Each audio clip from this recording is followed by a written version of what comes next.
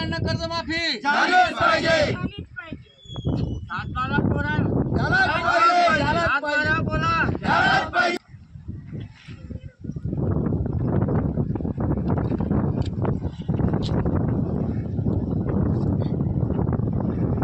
दिव्यांगांची pension 6,000 झालीच पाहिजे. हमारे साथ है, बच्चू भाऊ आगे बढ़ो, हम तुम्हारे साथ है.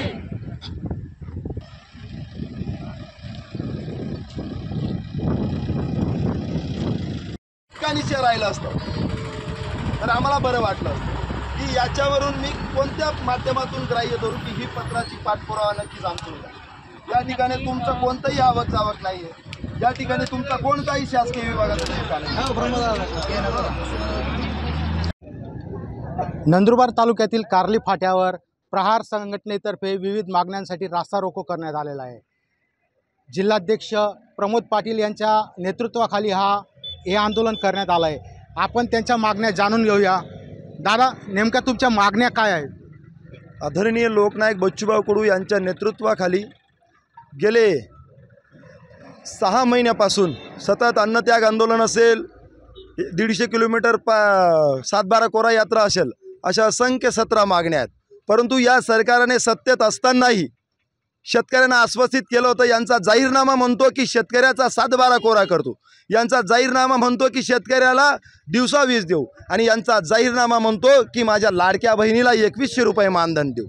परंतु ते तितका पुरतंच होतं का की एकीकडे शेतकरी हवालदिल झालेला आहे, जाहीरनामा म्हणतोय, परंतु एकीकडे या महाराष्ट्र राज्याचा कृषीमंत्री आणि नंदुरबार जिल्ह्याचा पालकमंत्री जरी पत्ते खेळून त्या ठिकाणी आपलं आर्थिक बजेट त्याच्याकडे खर्च करत असतील तरी अत्यंत दुर्दैव आहे. कुठंतरी पालकमंत्री आणि कृषी मंत्री याचा अर्थ प्रथमतः जाहीर निश्चित करतो, तात्काळ हा मंत्रींना राजीनामा दिला पाहिजे. या आंदोलनामध्ये जिल्ह्यातील दिव्यांग मोठ्या प्रमाणावर सहभागी झाले आहेत. त्याबाबत आपण जाणून घेऊया. नेमक्या मॅडम तुमच्या मागण्या काय आहेत? 6,000 मानसिक मानधन झालंच पाहिजे आणि शेतकऱ्यांचा 7-12 कोरा झालाच पाहिजे. या मागण्या जर तुमचं मान्य झालं नाही तर तुमचं पुढे नेमकं काय उपाय असेल? आदरणीय लोकनायक बच्चूभाऊंच्या पाठीशी संबंध महाराष्ट्राच्या शेतकरी पाठीशी उभा आहे आणि पुढचा तीव्र पाऊल असा शेतकरी संपावरती जाण्याशिवाय राहणार नाही.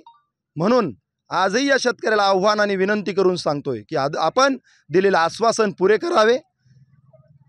म्हणून सगळा शेतकरी संपावर जाणार नाही यासाठी आपण तात्काळ उपाययोजना काढाव्या आणि आदरणीय बच्चूभाऊंच्या संपूर्ण 17 मागण्या पूर्ण कराव्यात अशी या सरकारला विनंती करतो. प्रहार संघटनेतर्फे आंदोलन केलं असून 17 मागण्या त्यांनी पूर्ण न केल्यास भविष्यात मोठे आंदोलन उभारण्यात येईल असा इशाराही त्यांनी यावेळेस दिला आहे. Mahesh Patil, Maharashtra times online, Nandurbar.